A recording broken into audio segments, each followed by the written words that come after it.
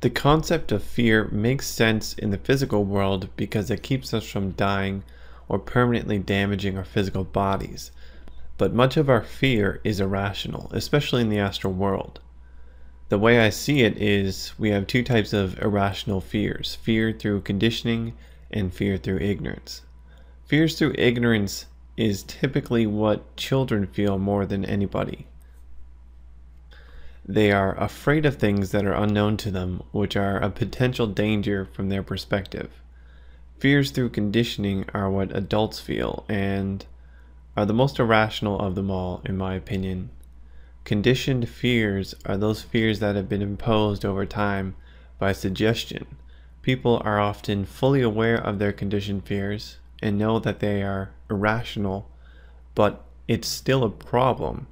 This is because we have developed an instinctive response over time to the feared thing. Consciously assessing these fears doesn't help too much because the fear is a subconscious response. Here's an example of the progression of an irrational fear. Billy has watched a movie about a giant spider at a young age. This causes Billy to initially identify spiders as a threat. The fear is now won through ignorance. Instead of learning about spiders to gather that dangerous spiders are not a concern in his area, Billy instead avoids spiders and any potential spider situation. Every time Billy does this, he is subconsciously suggesting to himself that spiders are dangerous. This amounts to conditioning over time. So Billy grows up and is consciously aware that there are no dangerous spiders in his area, but subconsciously he still identifies spiders as a threat and is still afraid of them because he has retracted from spiders hundreds of times, and many of these instances have further led to fearful thoughts of spiders. In his mind is a suggestion set in stone that spiders are to be feared. This is now a fear through conditioning. During wakefulness, Billy has the fear of spiders, but his intelligent assessment of spiders is present. When Billy goes to sleep, his assessment of spiders is set aside because he is in an unconscious state. So when the thought of spiders comes around, fear takes over. After a couple of these experiences, Billy may avoid going to sleep because he is afraid of what is unleashed by his subconscious mind. A lot of people seem to do this, and I believe they eventually learn to wake themselves from sleep. This will often result in sleep paralysis. A lot of people actually do this intentionally to invoke astral projection. Some people just find it disturbing because they are actually trying to avoid bad experiences. If you have this problem and you are waking yourself into sleep paralysis, as soon as you get rid of fear, you'll start to use this ability to wake yourself into sleep paralysis to astral project or enter some other pleasant altered state, instead of having some sort of disturbing, fearful hallucination. So by this point, you can probably see how an irrational fear snowballs over time. The idea with these fears is to break the cycle that keeps them alive. To avoid conditioned fears, one must avoid repeated negative suggestion. Renowned sources of bad suggestion are the news, scary movies, and TV series, and negative people. It also helps to immerse yourself in good suggestion, which can sometimes raise confidence to the point where fear simply steps aside.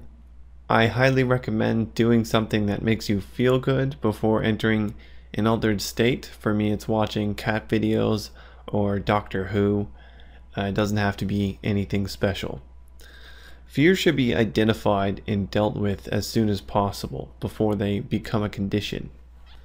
You have at least one well-conditioned fear. To deal with these things, I would recommend starting with self-suggestion. Robert Bruce sparked my interest in hypnosis and suggestion in general with one of his videos, I believe. He suggests making suggestions to your higher self to do things more efficiently in the astral world. A lot of times I've felt myself thinking a lot during astral travel. This is usually an indication that I am not in touch with my higher self, and most of the time this happens, I lack control of my movements. The first time I tried suggestion was to go to the Akashic Records. I simply stated clearly to myself, take me to the Akashic Records, and it worked perfectly. And has worked for many other things during astral projection. Then I started to make suggestions before entering any altered state to set in stone what I want to do for the following session. It worked well. It kept my subconscious mind or higher self controlled enough to perform specific experiments. Like anyone else, I have situations where irrational fear may surface, but before or as the situation occurs, I use suggestion to counter the fears. There are suggestions that entertain the source of the fear. For instance, if I want to jump over a fence, but I'm afraid of falling on my face, the appropriate suggestion would be something like, I'm going to jump over this fence successfully, not, I'm not going to fall on my face. The last one entertains the source of the fear and can unintentionally induce fear itself.